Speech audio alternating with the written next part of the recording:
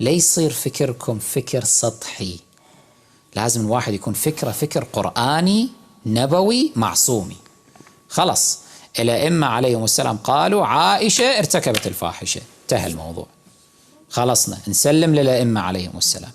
ننظر في مصادر أهل الخلاف نشوف عشرات الأدلة على انحرافات عائشة الأخلاقية، رضاع الكبير وتدخل الرجال وتضحك مع الرجال وما أدري باتون عندها بالليل وبالنهار يقومون يغتسلون غسل الجنابة وتعلمون غسل الجنابة وتتعرى لهم وتبين يدينها وسيقانها وشعرها وما أدري شنو كذا وحركاتها القرعة، وتروح للحج يعني على أساس رايحة الحج المسكينة، لابست لها نفنوف، لابست لها طرحة وردية ومعصفرة هالشكل مطرزة نفسها، وترفع صوتها حتى يسمعها الرجال لما تلبي.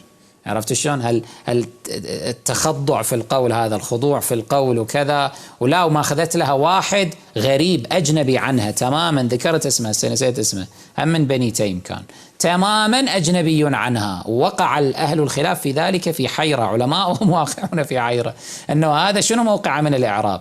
لما قالوا له هذا ليش جايبته وياك للحاج، تقول لي هذا كان يصلي فيه، صلي فيه ملعنة الوالدة. يعني أنت ما تعرفين صلاة الآن، ما تعرفين، لازم تجيبي لك واحد أجنبي غريب عنك تماما ويختلي بك وتقول أنت يصلي بي أنا دا أتم به. هسه هذا منو شي يطلع شي يبيع شي يسوي هذا حتى هكذا معك؟ زين ليش ما جبتي لك واحد من محارمك مثلا حتى يصلي بك؟